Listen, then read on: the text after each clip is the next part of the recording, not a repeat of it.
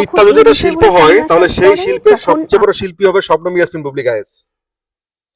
Hello, আসসালামু আলাইকুম, কেমন আছেন আপনারা সবাই? শবনম ইয়াসমিন বুবলি তার ব্যক্তিগত জীবনটা মিডিয়াতে আসার পর থেকে আমরা তার কাছ থেকে একের পর এক মিথ্যা তথ্য পাচ্ছি এবং তিনি তার ওয়ার্ডগুলো সুবিধা মতো মিথ্যা সংমিশ্রিত করে ব্যবহার করেন।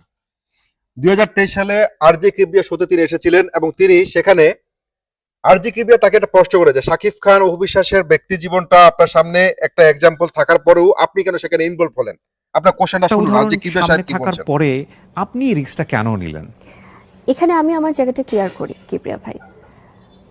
আমরা যখন কেউ সেকেন্ড টাইম কাউকে বিয়ে করেছে, সেটা আমাদের ইন্ডাস্ট্রিতে তো এই প্রথমবার না, এটা আমাদের ইন্ডাস্ট্রিতে আগেও হয়েছে, দেশের বাইরে আরজে কিবরিয়ার সাহেবের সেই প্রশ্ন উত্তরে শবনম বুবলি বলছেন কিন্তু ওরকম খুব প্রেম শাকিব খানের সাথে সম্পর্ক ইনভলভমেন্ট এখানে নাকি তার পরিবার জানতো না, কিন্তু শবনম বুবলি শাকিব খানের সাথে তার পরিবারের সাথে ছবি আপলোড দিয়ে লিখেছিলেন ফেসবুক ওয়ালে ফ্যামিলি টাইম।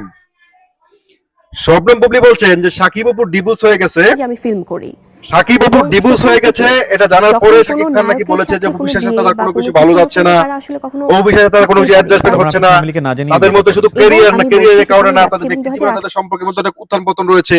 এগুলো কারণে শাকিব খানের প্রতি তিনি মায়ায় করে তার পরিবারকে না জানিয়ে পরিবারের সম্মতি ছাড়াই তিনি শাকিব খানকে বিয়ে করে ফেলেন।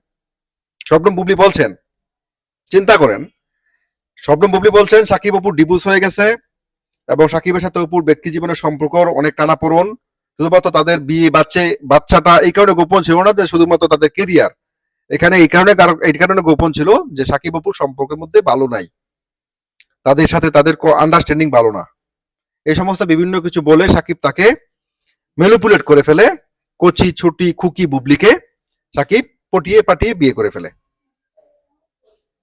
আমি আবারও বলছি, যদি মিথ্যা যদি একটা শিল্প হইতো তাহলে সেই শিল্পের সবচেয়ে বড় শিল্পী হইতেন শবনম ইয়াসমিন বুবলি। ভালো থাকবেন সবাই।